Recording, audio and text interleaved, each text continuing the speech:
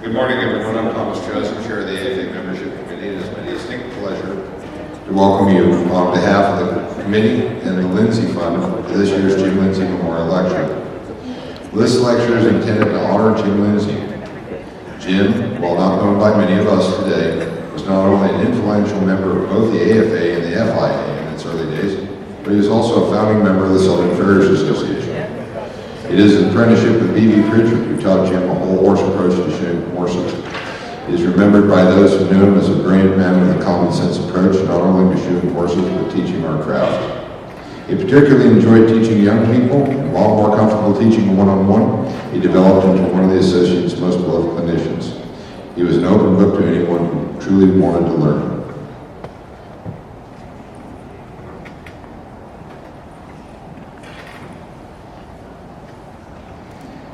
Sadly, on September 29, 1990, Jim and his apprentice were tragically murdered in his shop. Following Mr. Linzy's death, his friends formed a memorial fund to remember him. It was managed privately, then by the annual 21th and ceded to the American Farriers Association in early 2000. The purpose of this fund is to educate all farriers through this lecture and to provide support to injured farriers through the Jim Linzy Memorial Fund. Although the AFA lost a great clinician and friend, we carry on his memory with this lecture series. This year we're pleased to present this year's Linzy clinician, Mr. Pat Reilly. He is the Chief of Farrier Services at the University of Pennsylvania's New Bolton Center Veterinary Hospital and has treated several notable horses throughout the years. Ladies and gentlemen, Mr. Pat Reilly.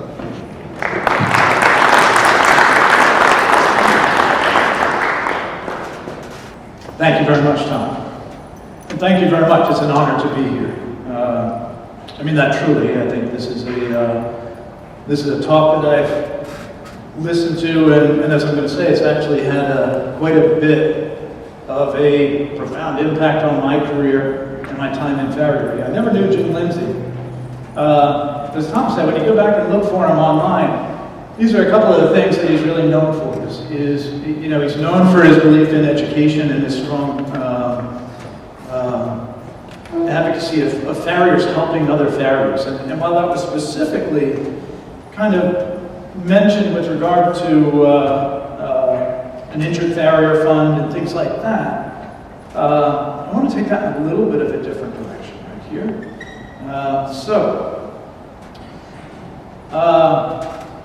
On the topic of education, I'm very, of all the things I think that Jim Linzy stood for, a lot of the same things that I really advocate too. I think education has got to be at the forefront of what we do. But in this talk, in a keynote address, I had to go look this stuff up, but in a keynote address, it's supposed to be kind of an industry summation, a little bit of a state of the industry talk. And it's supposed to be motivational, and I want you to appreciate it, or try it. Please give me this is what I want it to be, is motivational. It's a very personal topic for me, and I'll tell you another thing up here. I'm a little bit nervous. This is the first time I've been out in front of an audience in a couple of years. I almost wish we could do this, as a Zoom session. Maybe you guys just stay here. I'll go back, in the next room, and we'll just do it across the computer, because I've gotten so used to that now. But the third thing that I want to put in here is a bit of a reflection on the industry image. I work at the Bolton Center. I have a lot of returning clients, but probably half my clientele are people that I meet for the first time. So I might be working for a client that I've never dealt with before, and it's very interesting to get their view of what farriers are. Everybody knows how important what we do is, but it's interesting to get a sense of how people actually sense our contribution as farriers to the well-being of their horse and how that fits into everything. So I want to talk about that a little bit. And while Jim Linzy was big on the farriers helping farriers side of things, this has been a bit of a trend of what I've heard, a bit of a theme of this conference is that we really do need to be a little bit more understanding and a little nicer to each other. I thought this was just me, but I've had several people, and speakers mentioning this. We tend to be a bit brutal to each other. And boy, that doesn't help us in the long term. That really ends up having a bit of a negative impact. Maybe not on your business, but on how we're perceived by the rest of the industry. So I want to discuss that a little bit. I think, Mr. Manning, your talk yesterday was impactful. I've been thinking about that all night. It's incredible to think of how you taught yourself all the steps that you went through in learning what you do and how you became an excellent farrier, and how different an experience that was for me in the Northeast and on the East Coast compared to what you went through in Utah. We are such a diverse group of people. Our clients are diverse. I mean, our patients and our owners are anything from, you know, backyard horses to working ranch horses to, you know, elite athletes and multi-million-dollar athletes. There's no way that we can all approach this stuff in the same way. It just doesn't work. You can't take the same horses. The principles might be the same, but the practices, the actions have all got to be different. And one of the themes that I keep hearing and that I've experienced myself is that we tend to only look at it through our eyes. You know, we only look at it through our experience. When people in our industry, when farriers see other farriers doing things differently, approaching things differently, I think too many times our first reaction is, that's wrong, that's bad, I'm right, this is wrong. And I think we almost have to develop an understanding, a bit of empathy for each other from where we're coming from, to see if we can actually maybe start treating with each other with a bit more respect.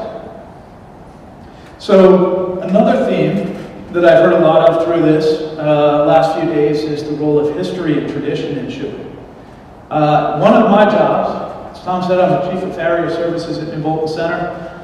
I've actually been there for 15 years now. I don't know how that time flew by so quickly, but one of my jobs is I'm actually the curator of the University of Pennsylvania's Podological Museum, which sounds like a big mouthful. But really what it is a whole collection of shoes that has been originally, most of these shoes were kind of from the Longwood School of Farriery that was working out of operating in Germany. And when the University of Pennsylvania started, we recognized that we didn't have any farrier schools in the United States. This was back in the 1800s, and that the only educated farriers that we had were trained in Europe and emigrated to the United States. So Penn sent a surgeon over to train with Longwoods, or to study with him for a couple of years, and he came back with a translation of Longwood's book on horseshoeing. So all the English translations of that came through the University of Pennsylvania, and Adams, who was a surgeon who went over to Germany. But not only did he come back with a translated version of Longwood's book, he actually came back with all of these specimens. So this shoe right here, I actually thought, well, this is a shoe somebody made to resemble this shoe in Longwood's book, and it turns out it's the other way around. All of the original shoes in Longwood's book, if you look at any of these illustrations, chances are I have the original one in my collection. Here's Franz Eng. I really do value. Franz Eng was the foreman of the Longwood School of Farriery. And not only did Adams come back with all these specimens and with the translated book, but he actually came back with their chief instructor. And he became the Chief of Farrier Services at the University of Pennsylvania. Now, there was only one farrier back then at Penn. I'm the only farrier now. Of course I have a great connection with Franz Eng and with how they did things. And you can tell from the models of his work, he was an exceptional farrier. And I place a great deal of value in trying to maintain some of those standards and trying to push things forward. But if we don't look back in history, I fully understand, right? I mean, we have natural balance style shoes, we have banana roller motion style shoes like this. You're right, there are a lot of things that if we don't pay attention to history, we're just going to keep reinventing the same things over and over again. I was very fortunate. This is one of my favorite photographs. Talk about being a fly on the wall. You know, I was working one day at Penn, working in my shop, and all of a sudden I hear, hello, and I look up and there's Bruce Daniels standing there. And Bruce became a bit of a regular fixture. Every now and then I just, open the door and there's Bruce standing there. We just walk in the middle of a horse and stay for the day. And Bruce was instrumental in actually showing me how these shoes and the purpose of these shoes. He was very familiar with this museum and with a lot of the Longwoods collections. And Bruce was actually served as the curator of our museum for about the last 10 years of his life before he passed away. And now I'm probably the poor substitute, because I don't know a fraction of what Bruce knew on history. But I do think it's important, and I'm trying to keep a lot of this stuff together. And I love, this is one of my favorite photos right here where we have, you know, this is my world. I have iconic figures that walk in regularly. You know, I can be in there under a horse one day and all of a sudden it's, oh, there's Chris Pollitt walks in. I have a cool world. And I'm very grateful to be working in such a cool spot with so much history and so much available to us right there. A little bit about myself, and I promise I won't go on here too far. I grew up, I was not I'm not a third generation farrier, I'm not a second generation horseman. My family kind of got into horses when I was about, I don't know, 9 or 10 years old. These are my brother and sister and I, which you know is an old photograph because nobody's wearing helmets. I don't even think I'm wearing shoes in this photo. That's me in the middle right there. And it's kind of funny. My sister was the real equestrian. She was good. My brother and I, we were the manual labor, clean stalls, throw hay around, do all that stuff, bring horses in and out.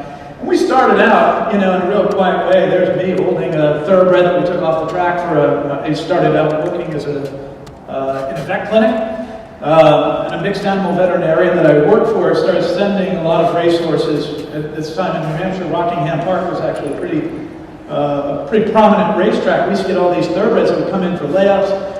And then over time, we started, you know, everything started growing. You know, so we started breaking horses for the racetrack. We started doing layups. We started breeding horses, foaling them out, raising them, doing all these things. You know, and our little 4-stall barn turned into an 8-stall barn, and then we added a 10-stall barn, and then we ended up building an indoor arena. You guys have all seen this story, right? Where it starts small, everything kind of grows up a little bit around it. That was my experience. But I had absolutely no interest in being a farrier. That wasn't what I wanted to do at all. In fact, I wanted to be not only a veterinarian, but I actually wanted to be a small animal orthopedic surgeon. I love surgery. I love the idea of going in and plating bones and the mechanics and the physics involved with trying to repair stuff. And I was in my junior year at the University of Vermont as a pre-vet student when I came my own way through school. This is my sister, she was a very talented event rider. This horse was actually a horse named Ben Arthur, who was in the 1984 Olympics. This was not with my sister riding, as Karen Stives was riding the horse at this point. But this horse won an individual silver medal in the Olympics and a team gold medal. The horse over here on the right is a horse named Lawrenson that was an Olympic horse for Andrew Rockcroft in Australia and later for Mike Plum in the United States. Would have been in the 1980 alternate Olympics. But these are the horses that I grew up with. You know, we kind of started out with low-level horses and everything kind of advanced. And I didn't even realize that having horsemanship was a skill. I went to college and I actually had to take a course in light horse production management. My counselor, my advisor thought it was an important thing to take a nice, easy blow-off course, and I never realized how much I knew. That was a course that changed my life because all of a sudden, I mean, I could have taught that course, and I didn't know that what I knew was unique as a horse person. I didn't know that these were kind of unique skills. So I got into farriery, and I kind of had the same thing that everyone else did. I actually tried. There were a bunch of people I tried to apprentice with, and it never really worked out. I remember calling Myron McLean. I don't know if Myron's here, but he wasn't taking on anyone at the time. Myron might actually know those two horses. He used to do a lot of work for the USET, for the event team. But I started out, I tried to apprentice with Steve Teachman, and I tried to apprentice with Paul Goodness, and these were all names that were given to me by a woman named Bobby O'Connell, who used to run the U.S. equestrian team where my sister was a rider in the Young Rider program. But those, I kind of started out, and I pretty much done stuff the hard way all along. I never did an apprenticeship. I used to work with a lot of farriers, but I never really did it in the traditional way. So I started out showing horses, and this is a graph that I made after about 12 or 13 years of shoeing horses. And I haven't changed it since then. I've been shoeing horses for 31 years now. And I leave this graph alone because I want to remember what it was like to be a young farrier, working in a different environment, right? What did as you go through this industry, you change your perspective on things. You think, it's hard to look at this industry and what I know now through the lens of somebody who'd only been shoeing for 4 or 5 years or at different points of your career. Your perspective on all this stuff changes. And that's one thing I'd ask you to keep in mind as you're going through and listening to this talk is that, so much of what we do is individual. It's based on our own perceptions, right? Our own way of learning and doing stuff. So just to summarize that really quickly, I started out shoeing horses. Everybody knows nothing when you start. And then within 5 years, I had a really busy clientele, and I started to get a good reputation, and I thought, look at me, I'm pretty good. That was the last time that I thought I was good, right? And at this point, so after about 5 years, I had a full book of clients. I started turning people away. I was very proud of myself. And, look at me, building up a good business. I must be good. And then later on, somewhere in here, I started recognizing that some of these horses that had problems with their feet, people were happy, but they still had problems, right? The horse might be sound, but this horse that had an underrun heel, the heel's still underrun. Or this horse that had mismatched feet, they're still mismatched. Or whatever the problem is, and that made me stop and reflect and say, wait a minute, people are calling me back. My business is good, but I still have all these problems. Maybe I'm not as good as I think I am. And I think that was a bit of self-reflection that I think, I'm not sure everyone goes through that. I think there's some people that kind of start out and think, hey, look, I know all this stuff. And your clients call you back, so you're reaffirms that you think you know what you're doing. I'm not sure if that's something that's unique to me, but I will say, the first time I put this graph up in a conference, I still remember this when I was working in a hospital in New Hampshire. Farrier walked up, took a picture of this, and this was before the internet was really common and social media was up here. This thing, I was really impressed. This went around the world and back, this graph. So I thought, well, maybe this is something that's not just unique to me, but it's something that other farriers and other people have gone through as well. This sharp drop right here, first of all, this little incline right here at the end, this is when I first started working in a referral veterinary practice. Rochester Equine Clinic, it doesn't exist in New Hampshire anymore. But this is the same, little northeast, referral practice kind of thing. I was really proud of myself. Not because I really wanted, it wasn't like, wow, I'm great. But this is the type of work I always wanted to do. I grew up working for veterinarians, and I grew up working in a team environment where you were a part of that team and working together with stuff. This is what I've always kind of gravitated towards and wanted to do. So I was a little proud of myself right here. I thought, well, okay, maybe my confidence is taking a bit of a boost right here. And shortly after that, I started realizing that, man, all these horses that come in are having all these issues. I think I've never had a horse die of laminitis in my first couple of months working in this hospital. I think I had 3 or 4 horses die of laminitis. And I thought, wow, I stink. I really better go somewhere. And I remember going down, spending a couple of weeks with Dr. Redden. And this is a little bit now, and I'm not picking on Dr. Redden. In fact, I remember talking to Rob Sigafus shortly afterwards. And I remember this was this epiphany for me that everybody's in the same boat with this. Dr. Redden has horses that die of laminitis. Rob Sigafus, I'll never forget this, when I talked to him, I told him how frustrated and confused I was. I'm like, look, I thought I was good, I thought other people were good, and we all seem to have the same problems. And Rob laughed and said, yep, he said, I'm working on a lecture right now called Things I've Done That Have Killed Laminitic Horses. There are things that I've done that have, killed laminitic horses. He said, I'll probably have to tweak the title, but I've always loved that about Rob, is he's very quick to remind us of how much we don't know. And that was something that I hope to keep going with this stuff. We're all good. That's why we're in business. And none of us have all the answers. And I think that needs to be said. I think that's something that we really need to understand, that there is a lot of room for us to get better as an industry. And that's the only problem I have with focusing on tradition and history, is in some ways I think that brings up the possibility of limiting our ability to improve ourselves in the future. If the gold standard is Anton Lundgren's or Dollar or any of these people, then do you allow yourself the potential to know more than they do and to improve and to get better off of what they were doing 200 years ago? They were all phenomenally good. Franz Eng was an exceptional farrier, but I can't imagine walking into a human hospital today and saying, I'd like the same treatment that they got 200 years ago on some of these things, without knowing that they've done enough research to know if that really is the best way of going about it, right? I think that's an interesting maybe way of looking at it. So it turns out that this isn't unique, that this graph right here that I came up with, a couple of years later, somebody got the Nobel Prize for this, a couple of Swedish researchers, for observing that this is true, not just in farriery, but in a lot of other industries. That you start out in something, and you think you know a whole lot very quickly, And it's only after you've been doing it for a while that you start to figure out what you don't know. Keep that in mind as I'm going through this talk, because there are a lot of other people that we have to deal with that don't have our experience in horseshoe, and therefore they think they know. They're all at this point.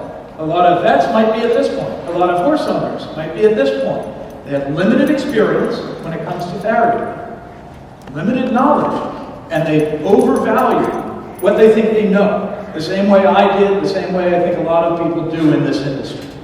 It's just an important thing to keep in mind as you're going through it. Remember that we're seeing these things at different points of our career.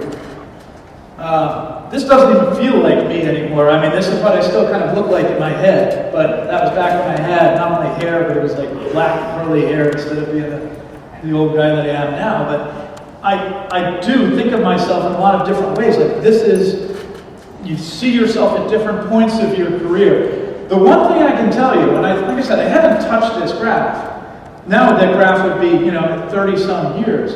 I still don't think I know a whole lot. I mean, I know more than I used to. I think the big difference is, now I know that other people don't know the answers either, right? I'm pretty confident in, if somebody tells me they have the answer for all these laminated courses, I can say with pretty confident, much confidence, no, you don't. You really don't. None of us are good enough at it. Sometimes, that's just the way it goes in this industry, and knowing the difference between what's perceived and what's real, I think, is a real challenge for a lot of us in this industry. So when I started working at Rochester Equine Clinic, one of the best things that I got to do was to hire our own clinicians. I was pretty much put in charge of the Farrier conference. It's like, we used to have a vet Farrier conference every year. It's like a kid in the candy store. Hey, I'm struggling with laminitis, so let's bring in David Hood and Chris Pollard. I mean, it's like bringing in personal tutors to teach you on whatever subject you're really struggling with at a period of time. In fact, this is also pretty funny because the picture that Dr. Hood yesterday, that Mr. Manning put up was actually from Rochester Equine Clinic. It was actually from a conference that we had where we had Pollard and Hood and Rob Sigafus and Scott Morrison. One of my favorite conferences, as was this one. So I did all this background with sport horses. Following the Olympics one year, we set up a conference and we had, the theme was shoeing sport horses. We had Hayden Price, who's now a good friend of mine. He's actually, I talked to Hayden quite regularly. He was the farrier at the time for Team Great Britain. Steve Teachman, who ironically lives a half a mile down the street, one of my best friends now, has done the U.S. team. He retired this year or last year, but he's taken care of the U.S. team for 25 years kind of thing. And Dieter Kroner in the center. These are three iconic farriers. These aren't flash in the pan people with marginal skills. These are people with exceptional skills who have represented their country in a whole, for decades of time. You know what? Every one of them shot horses differently. Not just a little bit. I mean, Hayden was putting on these big wing shoes at the time. Teachman was putting on hard bars on all these active performance horses. Dieter Kroner was shoeing horses with feet that were probably an inch longer than either Hayden or Teachman. And my response to that, right? What do you do when you see these people? They're clearly all successful, right? And they all do things differently. I think a lot of people have a tendency to say, this is good, this is good, this is bad, that's good, I like this, I don't like that. I've always looked at this with a little bit of a different eye, and my point is, what am I missing? Because they're all successful. So there must be part of that equation that I'm not factoring in or including well enough. Maybe the horses are different in Germany. Maybe the footing is different. Maybe the mechanisms of how they put the team together are different. Maybe they have so many horses in Germany that they can leave the feet longer because they've got, 20 more replacements there. I don't know. But I know that these guys are all successful, and I know in my mind, it'd be wrong to look at this and start calling one right and one wrong. It's trying to understand where these differences come from. This is something that I think we could extend to everybody in this room. We all do this stuff differently. And we're all a certain degree of successful. That's why we're all still in the industry, still in business.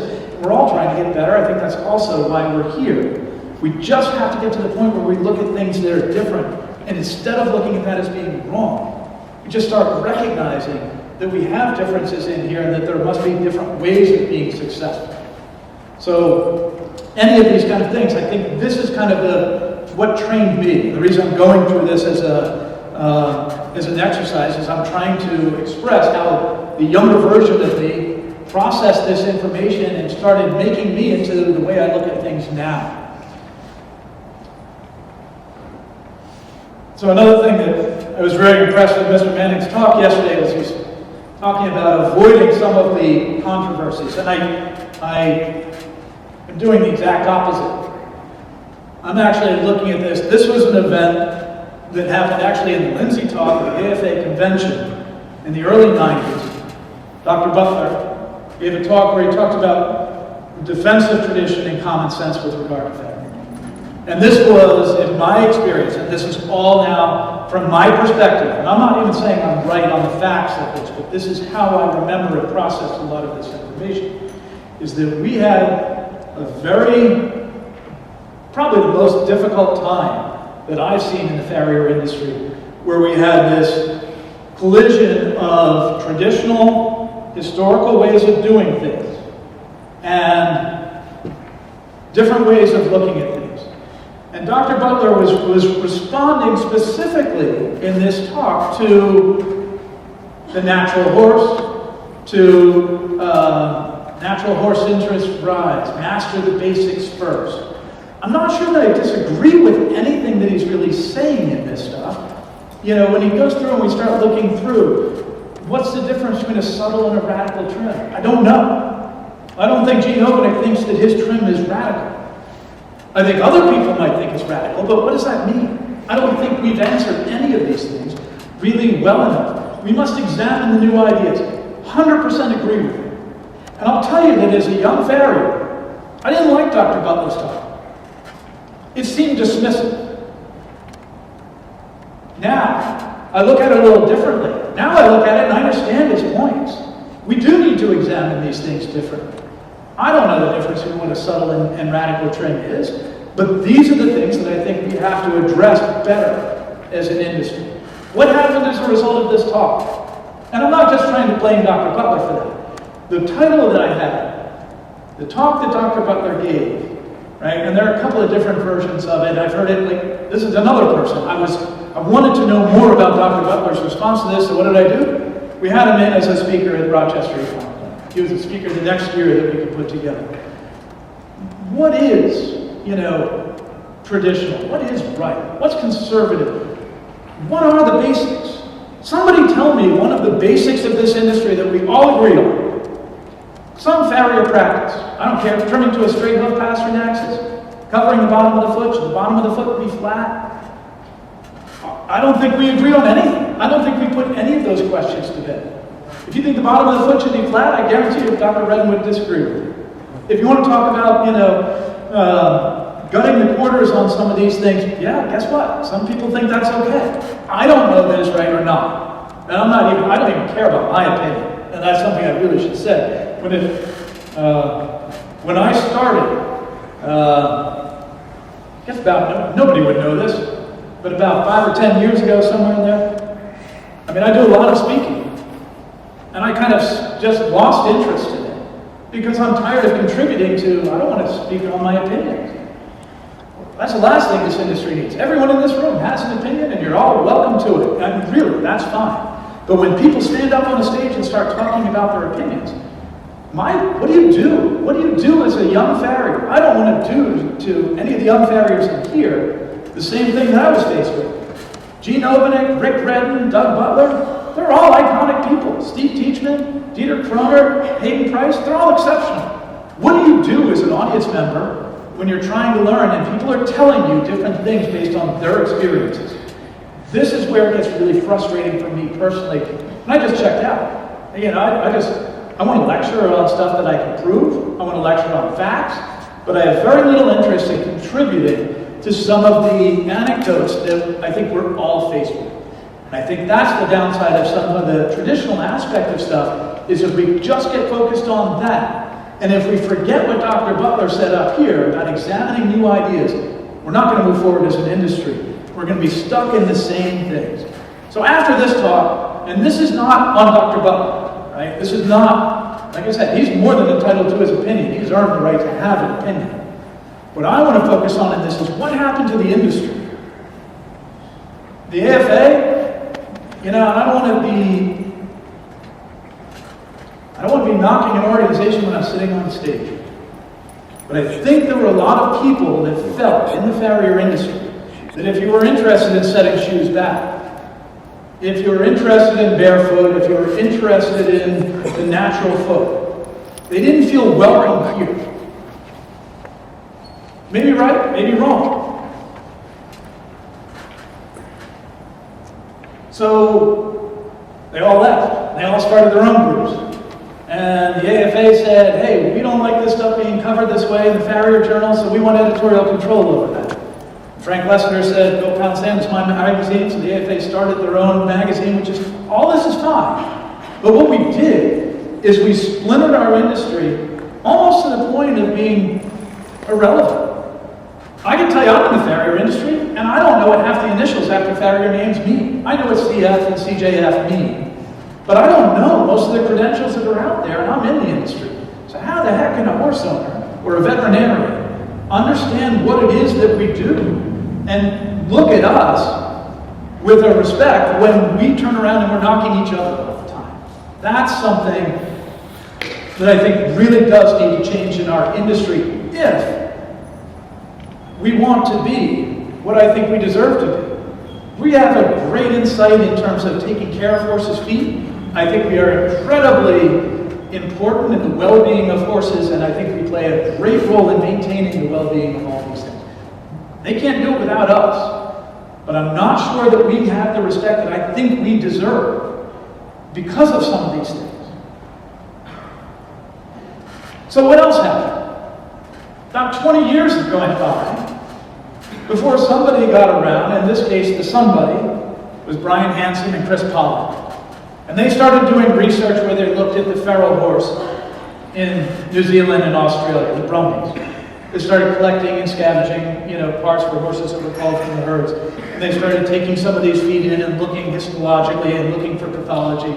And their conclusion right here, which I've highlighted, found that, they had the same problems that a lot of our domestic horses had. And maybe that's not the gold standard that we should be holding up there and saying, hey, this is, this was the answer. I'm not saying it ended the argument, but it put it in a different context. This is what I think the role of research can be, is it answers some of these questions. This is Dr. Butler's point of examining new ideas. This is what needed to happen. The problem is, in my mind, we didn't do it. I want us to be the people that end up taking responsibility for our industry and how we do things. We didn't answer any of these questions. We just argued with each other, and we waited for other people to answer the questions, and I have a big problem with that. So just to make it a little bit more confusing, this happened this summer, last summer. I mean, how do you dismiss barefoot as having a sensible role or a possible role, a benefit for some horses? When we've got horses coming home from the Olympics barefoot with gold medals hanging around their neck. And it wasn't just, one, there were two. And they weren't entirely barefoot. They had shoes on, orthotics of some sort. I'd argue that, yeah, that's a vet tech shoe on there. That's a shoe made out of Superfast. The horse has hoof boots. These are orthotics. So these horses weren't entirely barefoot. But this is something that now we can interject and discuss and drive some of the conversation rather than just allowing people to say, hey, these horses are barefoot. No, they're not. Sometimes they are, but they were maintained in a lot of different ways. This is, these three photos right here came from Tammy Smith, who was an alternate on our eventing Olympic team this past year.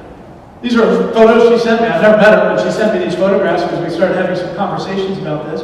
She's got horses with glue all over her feet, nails through that to reinforce it. All of her horses have some degree of what I think a lot of people have described as being a radical breakover, excessive breakover relief. I'm not saying they're true natural balance shoes, but hey, guess what? That looks like it's exactly a natural balance shoe, and it's set in concrete in the Aachen Hall of Fame for probably the most successful event horse that's ever lived. A horse named Sam, that's a German horse that's ridden by Michael Young. What do we do with this? looks like, how's this bad thing working out now?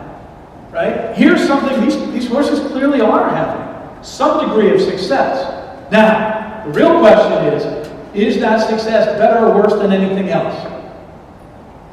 That's the question that we need to start being the group that tries to answer, be responsible for trying to answer some of those points. All right, now I'm going back into history a little bit more. These are a couple of the favorite passages of mine from the history of the University of Pennsylvania's vet school. I used to think that this was kind of funny. I'm like, look at all these farriers, look how well dressed they are. That almost looks silly kind of thing. You know, having them there in coats and ties and button-down shirts. I don't think I'd shoot a horse wearing this. These aren't farriers. In the beginning of the vet school at Penn, right? Remember that farriers were around long before vets were around. And there were no veterinary teaching schools in the United States. So when Penn opened, they were one of the first. I think Iowa State was the first. I'll give you credit on that one. And I think Cornell may have been before Penn as well, Steve. But they were worried that they were going to put out veterinarians that didn't have any employable skills. So they taught them all to shoot horses so that they'd have a fallback career. And they tried to make practical farriers out of these veterinarians. And that practice went on for 15 years. And this is my favorite line ever. Adams, the same Adams that translated Longwood's book, realized the futility of attempting to make practical horseshoers out of veterinarians. And if you don't think I quote that to my colleagues at Penn all the time, you're wrong. I use that line to them all the time. It's one of my favorite quotes in history ever, right there. And like that, I think, still goes on today. What do veterinarians know about shoeing horses? You know who knows that? I do, because I'm the one that teaches them. And so does Steve, and so does Doug. I don't know if anyone else in here is part of Tim. I think you do some teaching of vet students as well. But I'm going to say this. We produce 105 veterinarians, approximately, per year. This year we have 6 equine track students. Right? So they can't make this a huge part of the curriculum, because they need to know about turtles and deer and birds and dogs and cats. Most of them, the 99 students that are on equine track, need to know those things. So if you're a vet student at Penn, you have to spend, if you're one of those 6 students that's equine track, you spend a week with me, shadowing me, where I teach you about the theories of shoeing, and I try and get them into good habits of communicating with farriers and try and express all the, I won't let them use the term balance in my presence. If you say the term balance, if you use the term balance to describe a foot, I kick you out of the shop and you have to stay there for 2 minutes and think about a better way of expressing it. And I make a joke out of it, but I really mean that. Because as Dr. Armentrout said yesterday, everyone's got a different idea of balance, and I don't want them falling back on that word. If you think the outside of that foot's too long, tell me that. If you think the toe's too long, tell me that. Then we'll have a conversation about whether you're right or not, or I think you're right. But that's how we start this conversation. So they spend a week with me, and they get 2 hours of lecture time. The other 99 students are welcome to come spend time with me. They're welcome to attend my lectures, but they're electives. They don't have to go through this. Point is, they may not have any farrier experience. And guess what? There are 30 vet teaching schools in North America and a grand total of 7 farriers employed there.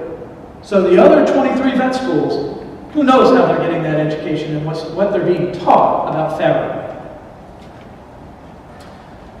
I'd also add to that they have, vet students now are trained, and they have what are called a clinical competency course. They have to demonstrate that they can put in a catheter or give an IV shot before they're allowed to move on in their careers.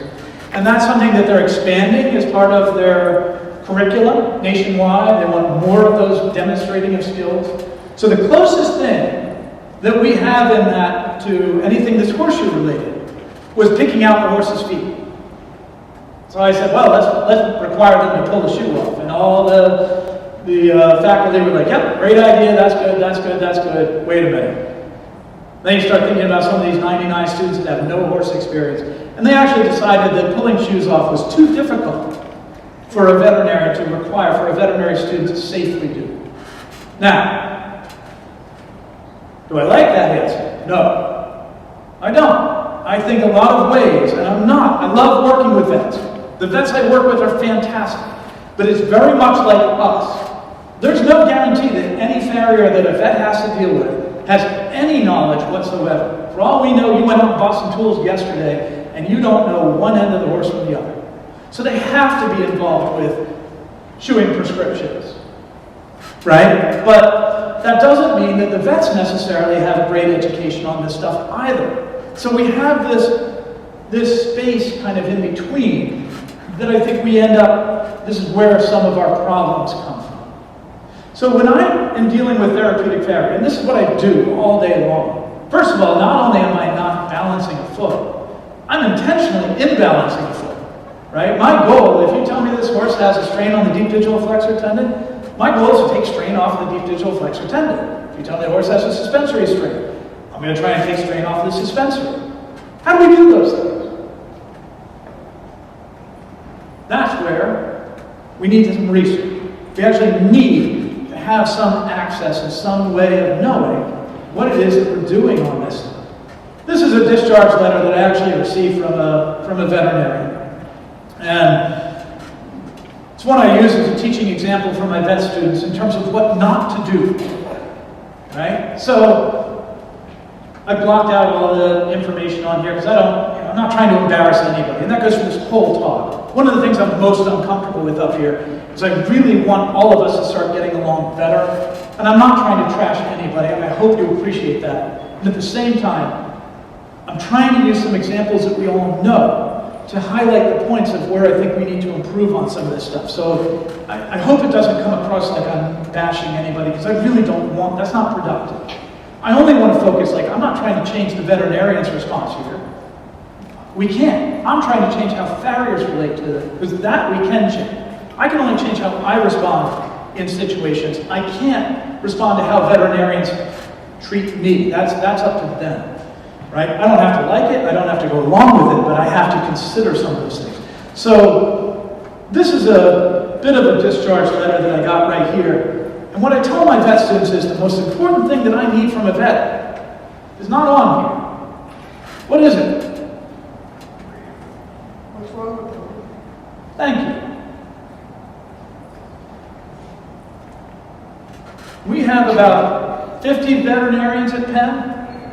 And you're never going to hear me saying that I'm a great farrier, I'm a good farrier. I don't know. I mean, I keep showing up for work and they keep paying me, so I keep showing up. So I must be not terrible. That's the best thing I can say. I have no idea how other people are doing my job or not, but I do the best I can with stuff.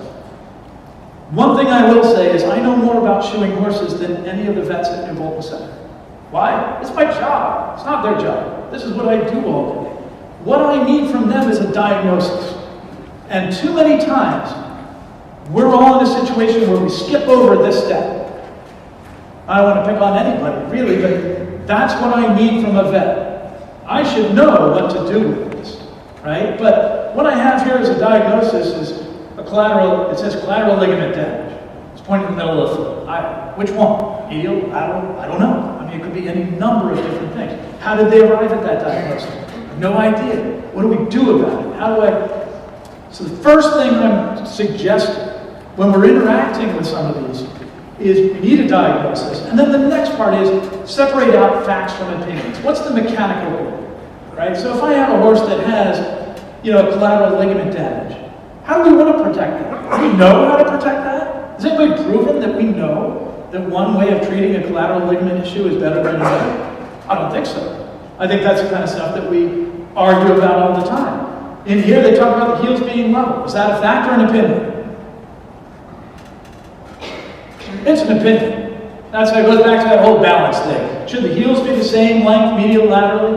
Well, if I go to Adam's book on lameness, there is one. The medial and lateral hoof falls are equal in length. That's one of the criteria right here that Adams uses to describe a static balance of a horse's foot. And yet, these are the other two that they're using, right? So the first one is that the medial and lateral well should be the same length. Next one is that we have a perpendicular axis right here. Third is that the coronary band is parallel to the ground.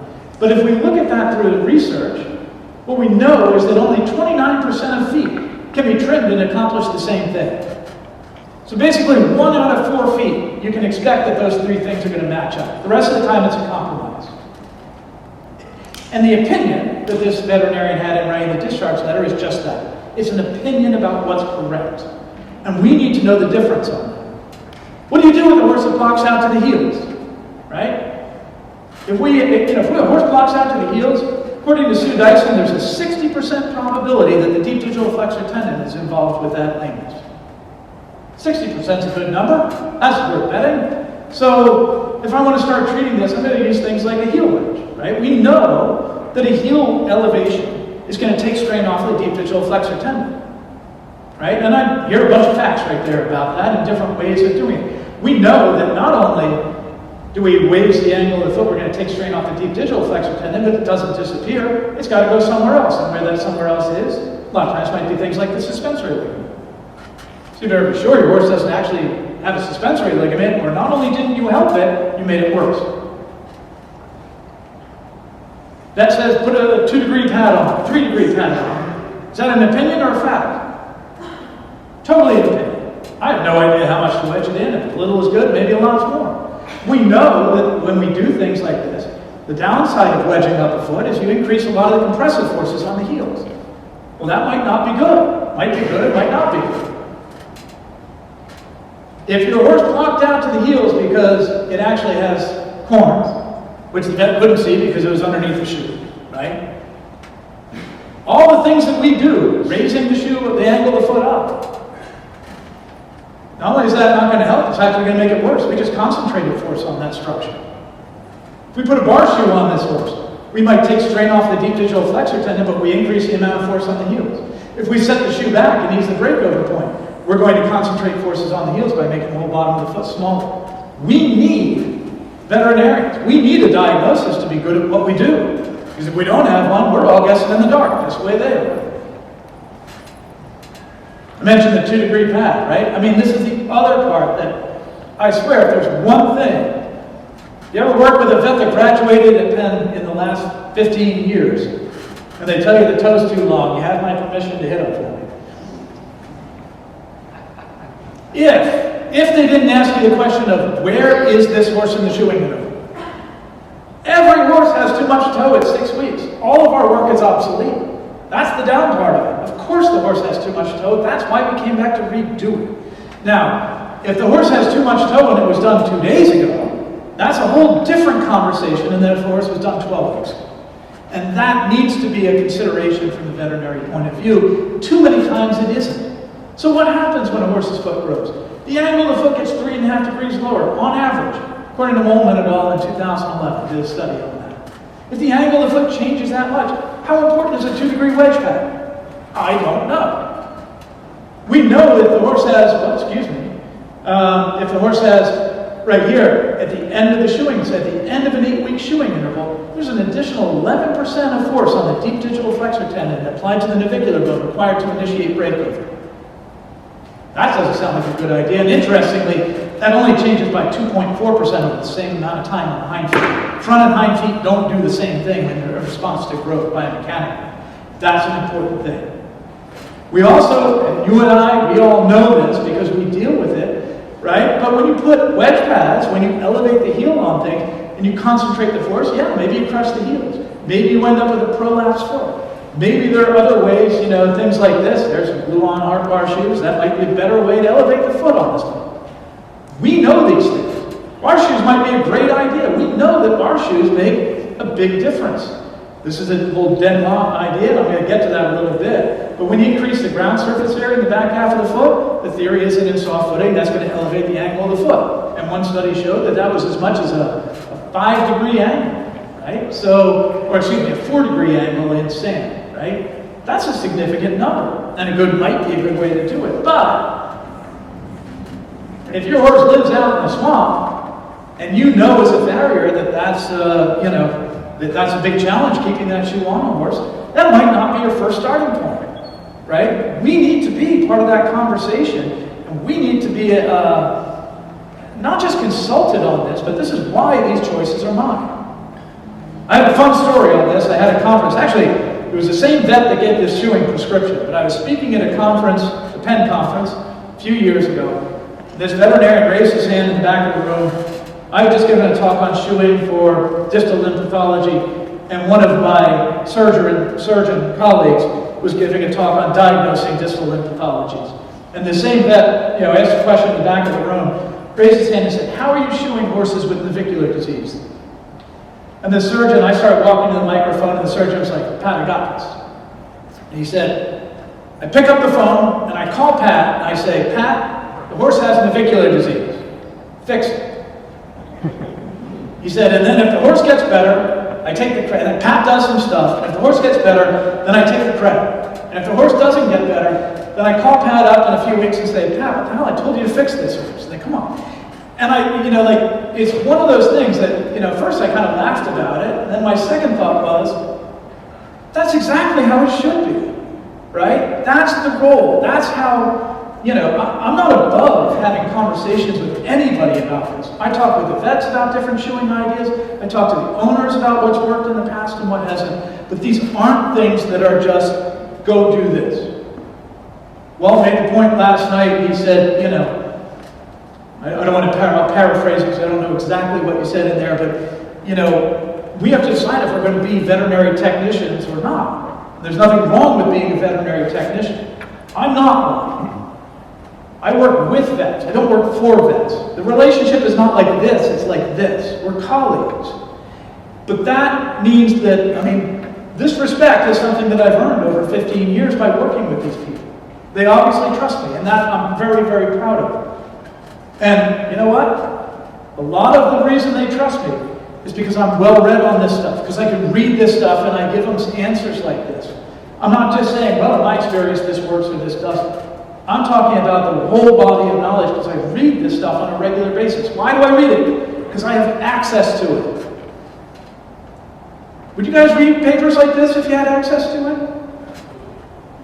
Could somebody in the AFA or in some organization please make this a member benefit? Because if we don't have access to the research that's existing out there, it's like showing up to a gunfight with a knife. You're not armed to have a good, honest, respectable conversation about the facts when you don't know the facts. It's like being a football player and you haven't read the playbook. How do you contribute to the team if you haven't read the playbook?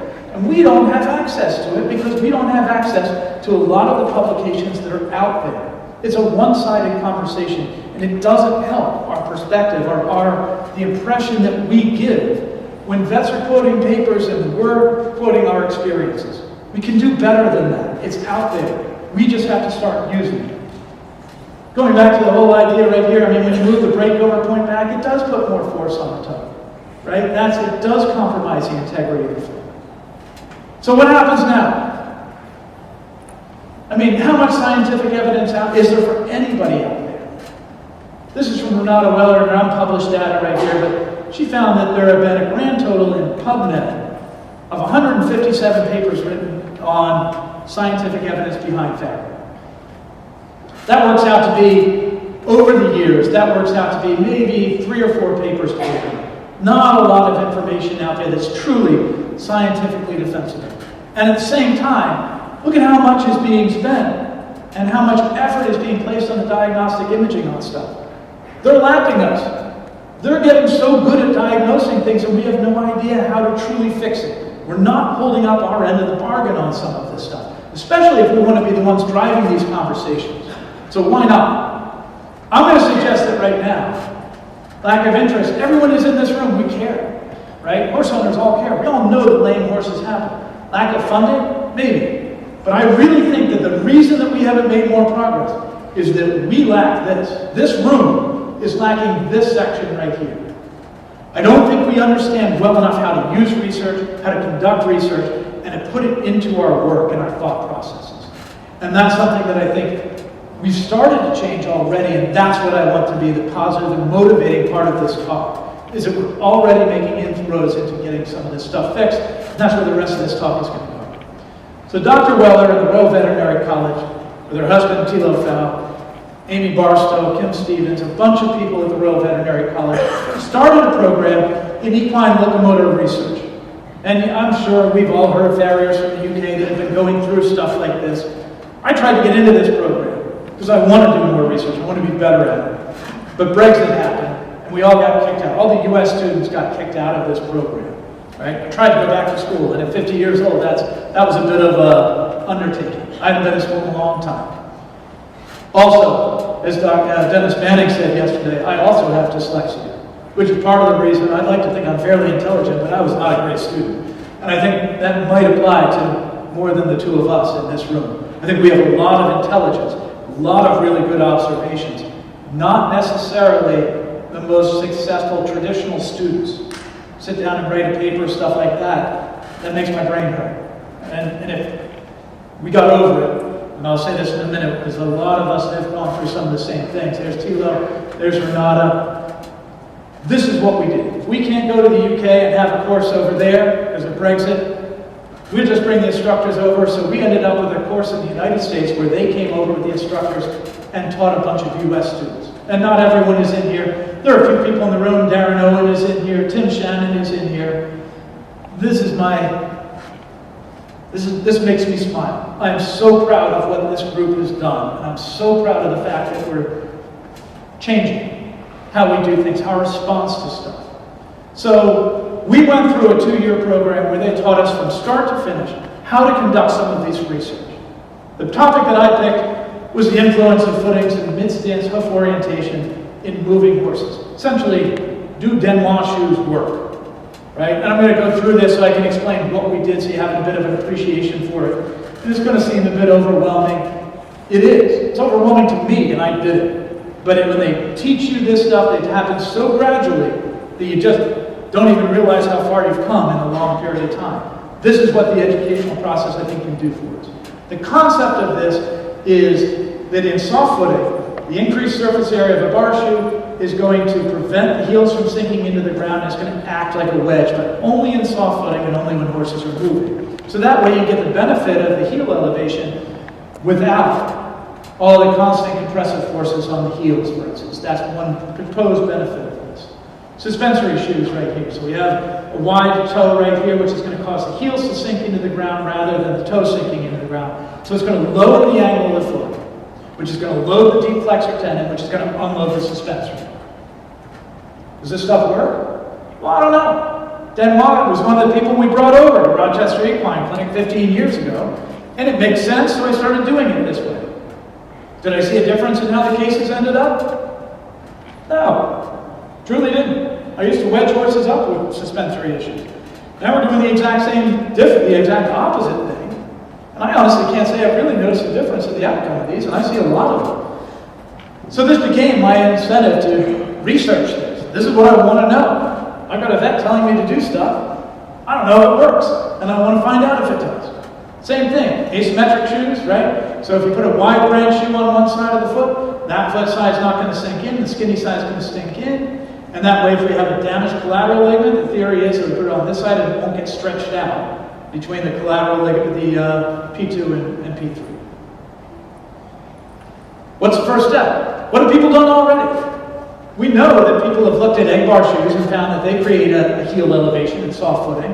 Scheffer and Back did that in 2001. Egg bar shoes in another study resulted as much as a 5-degree wedge, and that was Denois' group in France. And we know that there are different pressure changes that happen, but the pressure changes aren't where it's at. It's really in the angle changes. Now, I had some experience with accelerometers. I was working with a study involving the use of toe grabs on racehorses and looking at how different racetrack surfaces affected the foot-ground interaction. And we used accelerometers that we mounted to the front of the foot. And it turns out that accelerometers are pretty cool, right? I mean, if you take your phone and you turn it sideways and the picture changes, that's because the accelerometer that's in your phone is using gravity to measure the difference between your position of your phone and making it can measure where it is within space. And we took that exact same concept and used it to measure how a horse's foot used angle changes. So what we tried to do, excuse me a minute here, is highlight, this is a horse right here taking about 6 different steps right here, and what we did was highlight and look at how gravity was acting on our accelerometer mounted on the foot at mid-stance so we can actually compute the hoof angle in different planes with that mounted on the foot. So there it is, and this was now the first hypothesis is, if I have a horse that's just standing here with a sensor mounted to the foot, and we take the horse and we walk it, are we going to measure the same angle of the foot? Because we have these relatively new techniques, we had to prove it from the start. And then the second hypothesis was, if we change the footings, is the angle of the foot going to change? Are we going to get a measurable difference in there? So we took 6 horses. We only measured the left front foot. All right, that was our study foot on this. Various breeds, all sound horses that were in active competition, and they're all assessed in hand and walk on different surfaces. So the accelerometer, and here you can see we have 3 different, it's called a triaxial accelerometer, so it measures it in different planes. And we can compute the angle of the foot from that. So these were our study shoes. We did 6 different shoes, everything from an open-heeled shoe, a suspensory shoe, medial and lateral wide shoes, a bar shoe, and a wedged bar shoe. And then we measured it on 3 different surfaces. This is my wife, this is my horse, this is the barn that we leased. And we just used this because it was available to us, but we had to walk the horse down the barn aisle, walk the horse on the grass outside the barn, and fortunately for us, we had a sand arena, a coarse sand arena, which was about 4 centimeters deep, which was, how do we standardize any of this stuff? And then what we did was randomize the order that we tested these 3 things on. We measured the horses at stance in the aisle first, and then measured them walking on different surfaces, and then changed the shoe and did everything again.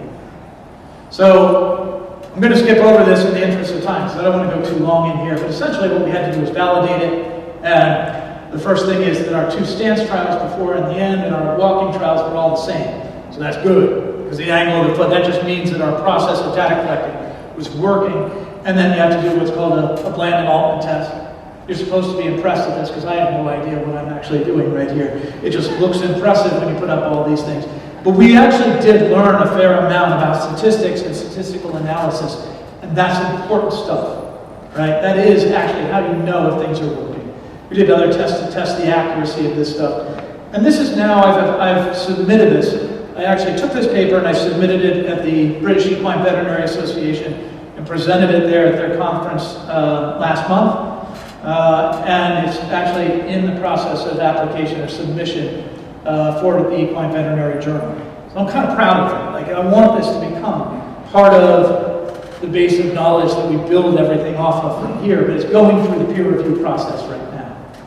So what happened? This graph right here, we were comparing the walking trial in the aisle. That was essentially our zeroing out.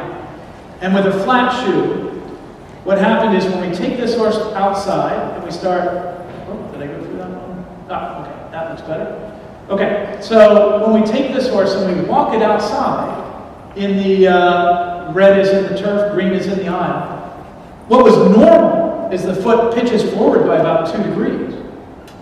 So if you have some vet that tells you sometime, hey, you need a 2-degree wedge pad, you can say, or we can just walk it in a soft surface. Right? And I mean this seriously, that's an important thing to know, is that the same thing that we're seeing, I mean, if you have a vet that says, hey, I just took radiographs and your horse is 1 degree off, I got a problem with that. And I can back it up with the data that we see, because the foot doesn't work the same way in deformable footing. The toe sinks in by 2 degrees. Right? The next one right here is a toe-wide shoe.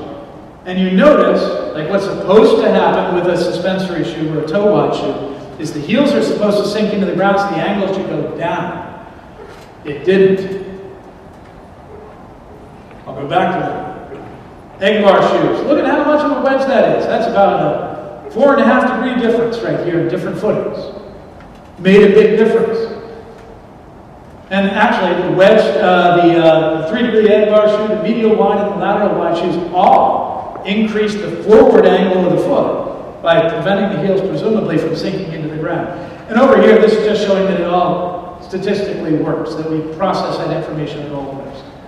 How about the medial lateral plane? What happens? Well, again, the way they stand in the barn aisle or walk on hard footing is not what's happening when you take them out into the grass or into the ring.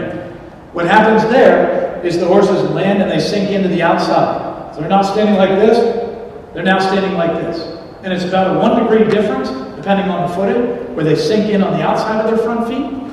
And this is not on 1 foot, this is on the aggregate of all 6 horses that we measured.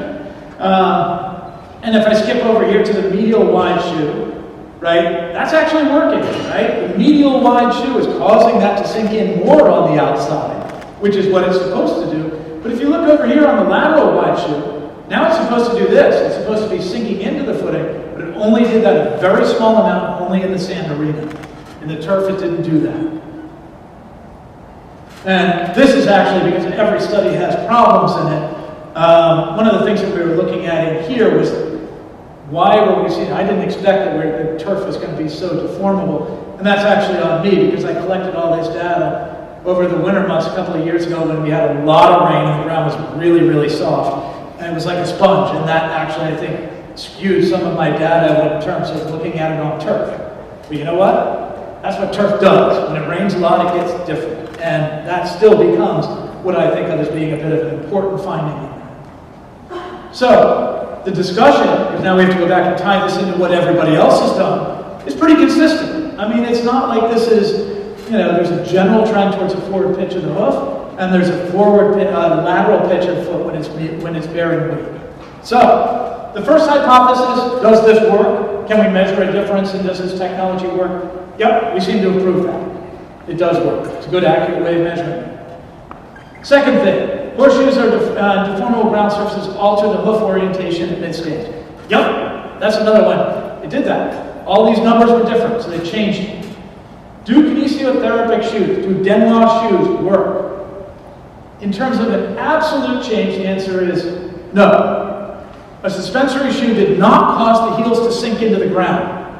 The angle of the foot was not lower when you put a suspensory shoe on than it is when they were standing in the barn. However, that did limit the amount of forward change that we saw with a regular shoe. So, in that sense, you could argue it's not doing any harm, and it's doing a marginal amount of good. Just not as much as I think. How much of a difference do we need to make? I don't know. And I'm very comfortable saying I don't know. There are lots of limitations in there. There's lots of future research that needs to be done. This could be a PhD. This is what I want to do next, is to the future study over there. There are 3 or 4 more projects that we can do that would instantly, result in a PhD if I got 3 or 4 more papers published. And that's what I want to kind of, direct from here. And this wasn't just me. Everyone in my group, every one of the 12 of us, had a project like this. Darren Owen, sitting right there, did a very similar project looking at Denois shoes, where he took cadaver limbs, used a press, and took different shoes, applied it, used radiographs to actually see if there was a positional change when the horse's foot was loaded. And guess what? There was. It did make a difference right there. Deformable surfaces. He actually had, I think, if I remember that correctly, he had like a kitty litter box right there, so it was a deformable surface.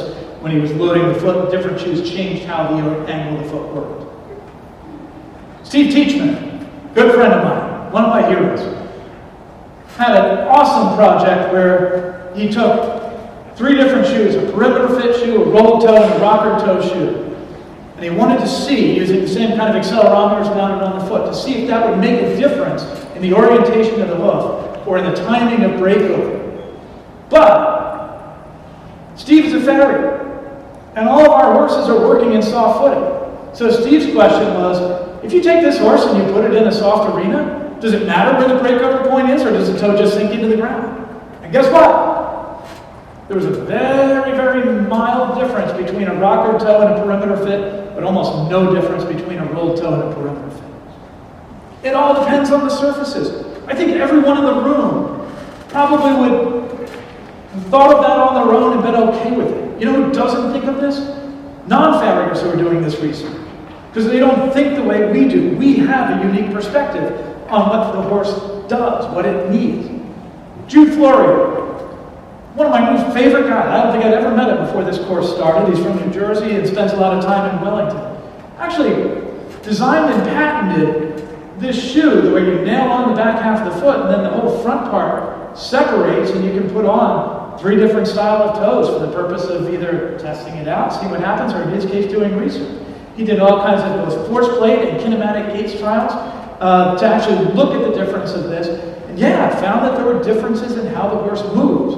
What's it mean? We don't entirely know yet, right? But these are things that we're now taking the responsibility of answering some of these questions in ways that we're driving the conversation about the future of hoof care and the future ideas. This is on us, and I'm so proud of that. So another thing happened this past summer, and that is specifically the U.S. eventing team. Steve retired. There was a decision made 30 days before the Olympics that they wanted all these horses to be shod in concave shoes. Is that a good or bad choice? I don't know. Are any of you aware of any research on concave shoes compared to regular shoes? I don't know of any, and I've got access to it, so I don't think it exists.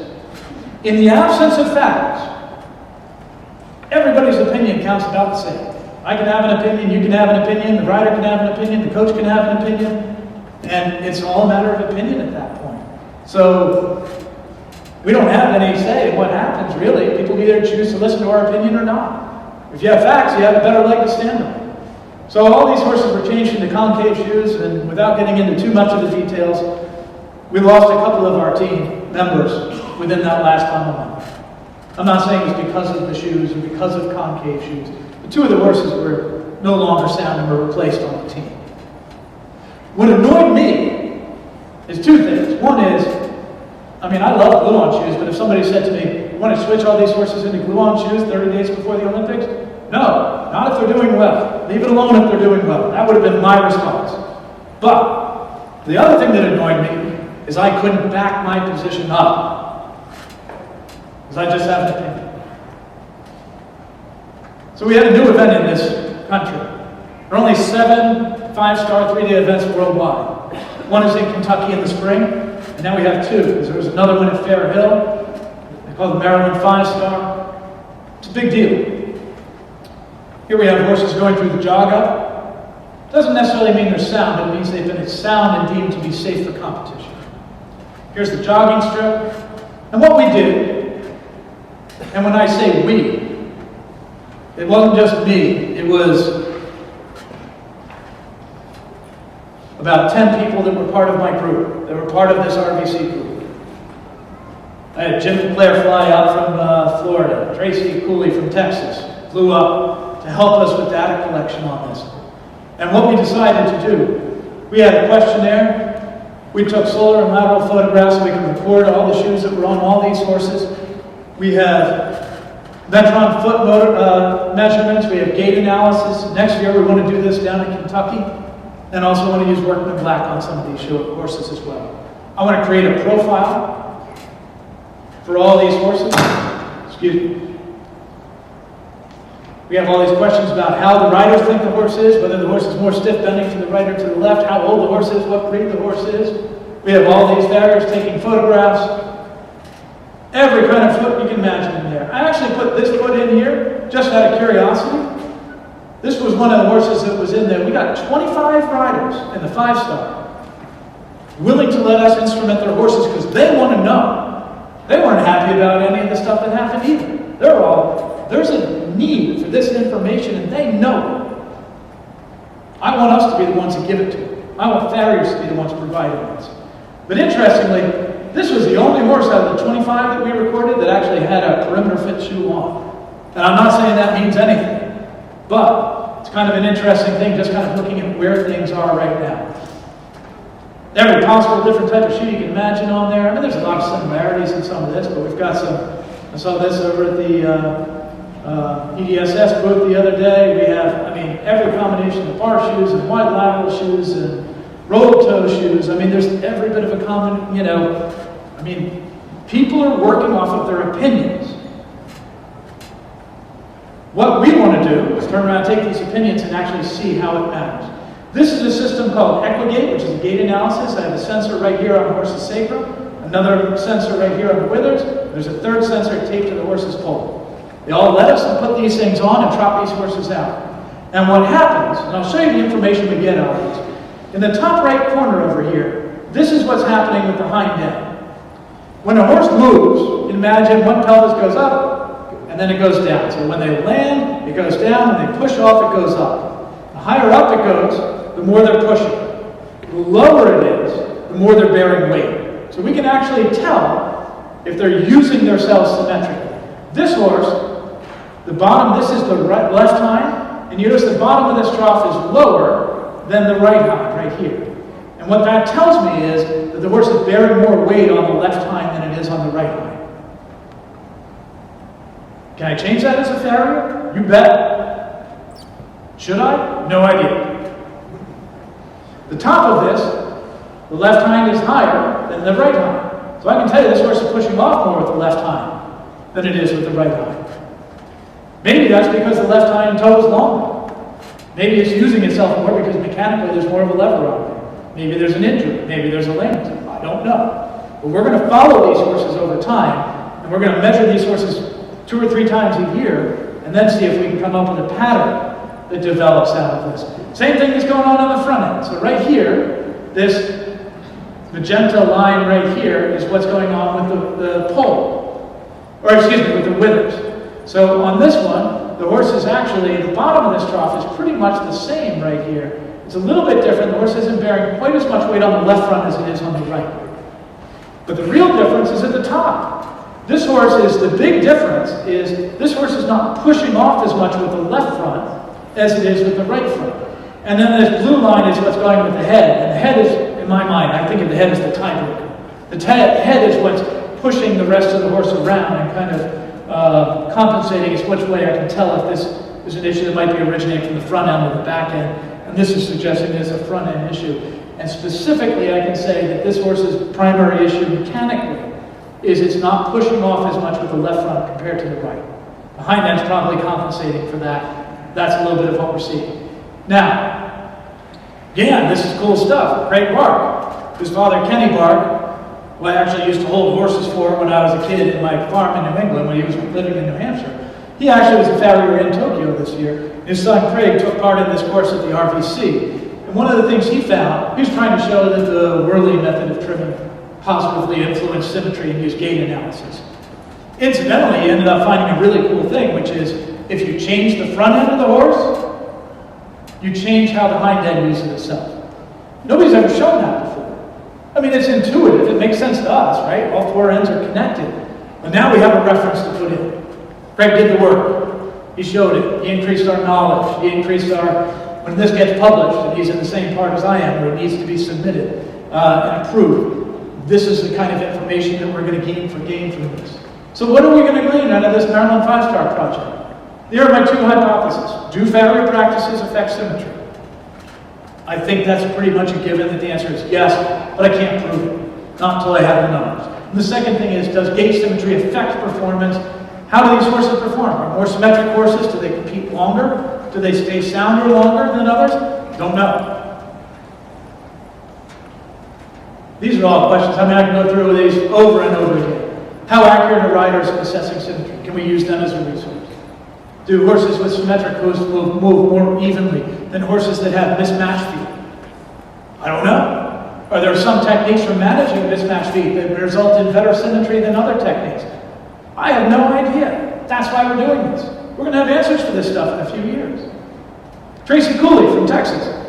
Cool project with his RVC. Took 20 pairs of legs, buried them in his backyard for a year, boiled them all down, and then reassembled everything and actually measured the length of legs to see how much of a limb length disparity there actually is. There was. On every horse he measured, there was a limb length disparity. Not always the way you would expect. Cool stuff that we've now contributed to the realm of science and the realm of evidence-based work. Do people care about this? Jude Florio, my new hero, the guy who did the paper on the breakover relief, actually wrote an article about this for the Thoroughbred Daily News. Second leading story on social media that was equine-based for the month. Cool stuff. People care. We're making a difference on some of this stuff. Best Shot Horse Award. How much of what we do is subjective, right? This is what we do. We pick up a photo, we say, it looks like what I want it to look like. That's pretty. Should we care? I don't. I'm going to say it bluntly. I don't care if the horse's shoe is on sideways and upside down. If it's sound and moving well and it's symmetric, I consider I've done my job pretty well. We could argue about that, but I'm going to turn around and say, one of the things I want to do next year is have the Best Shot Horse Award and give it to the horse that moves the most symmetrically. I want to do that in the contest next year. Have me back next year. I'll measure some of these horses, and we'll figure out if some of the shoes that we're putting on, wouldn't that turn the contest upside down? And I'm not trying to be insulting to the people that work and really work hard on making and fabricating shoes. I appreciate that skill.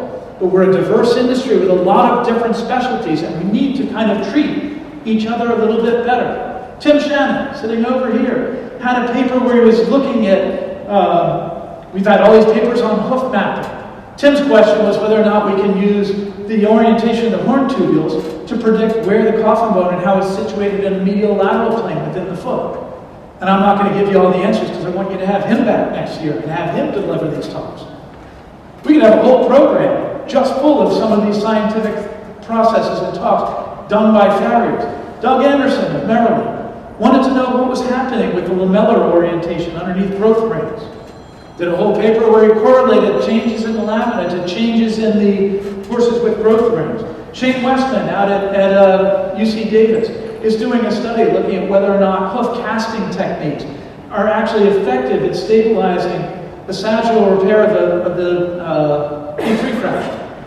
Right? Does it make a difference? They're taking cadaver limbs, loading it in a press and radiographing it and using the number of pixels in there to actually determine whether or not we can stabilize a fracture well with an external adaptation or whether the lamina makes it too hard. David Heller, who's a big AFA person as well, did papers looking at different types of feet and whether or not the digital cushion is differing in some of these horses, right? This is all the stuff that's now available to us, right? We have in-shoe force measuring systems, gait analysis, Metron photographs, accelerometers, Workman Black.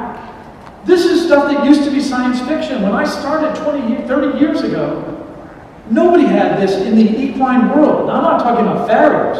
Nobody had this from a research point of view. Now it's here, and it's available, and it's actually relatively cheap. There are iPhones now that have infrared cameras on them. We're the ones that are going to be responsible for this stuff. It's not cost prohibitive. These things, instrumented hoof testers, right? There's actually I was actually involved with writing this paper, but there are actually techniques you can use. Take your cell phone and Velcro it to the horse's sacrum, and you can use the accelerometer in your phone to get the gait analysis information. This is not science fiction, and it's not prohibitively expensive. It's here. So this is a shoe from my collection. It's called a Farrier apparatus. And what it does is you paint the foot in the outside of a metallic paint, and you put these little arms off the end of the screws, and if the horse's foot expands or contracts enough so that this surface of the foot touches this screw, then the circuit's complete. There's a battery in here and the bell goes off, so you can measure how a horse's foot's expanding and contracting. This was done by Franz Eng and Anton Lungwitz. This is something from the late 1800s. And all of the seminal work on hoof expansion, I don't care if you pull out papers today on hoof deformation, their work is referenced. These farriers' work is referenced. There's a story right here. This is one with Franz Eng talking about, this is from the Pittsburgh Gazette in 1904, talking about research that was being done at Penn on the number of steps horses take and showing how the bottom of the foot flattens out. It's a really cool article from the Midlands Veterinary Association with a bunch of vets discussing Franz Eng and Anton Lundwitz's assertion that when a horse's foot lands, the sole flattens out. These vets were like, nah, that can't happen. The horse weighs too much. The lamina would have to be elastic. There's no way it could be strong enough to hold up. We know now that they were right. The farriers were right. We have that insight. These guys proved it. Right? So, oops. Did I miss it? Shoot, I lost it in here. Missed my last two slides. That's what standing on the shoulders of giants is designed to really mean. That's quote. And I love the way you used that yesterday, Dennis. But there's more to it than just doing what people did. We have to build on it. Sir Isaac Newton used that quote to say that if we stand on the shoulders of the people that came before us, then we can see farther. That's how we do it. And I think in our industry, we have this tendency to start over every generation rather than building off of what the generation before us did. Lundwitz wasn't afraid of technology. They used it. They wanted to use this as an evidence base of moving forward. And I think we have all the capacity in the world to do that. That's my vision for the future of what farriers can do and how we can answer some of the questions instead of arguing about it, instead of doing some of the things that adversely affect our industry. Let's be the group that answers these questions. Let's make this the kind of thing that vets start coming to us for answers, horse owners come to us for answers, That's where I think this industry can be, and that's where I want to see us go in the future. So, feel free to use history, build off of it, don't ignore it, but let's see if we can move forward. Thank you very much for your time. Thank you for having me.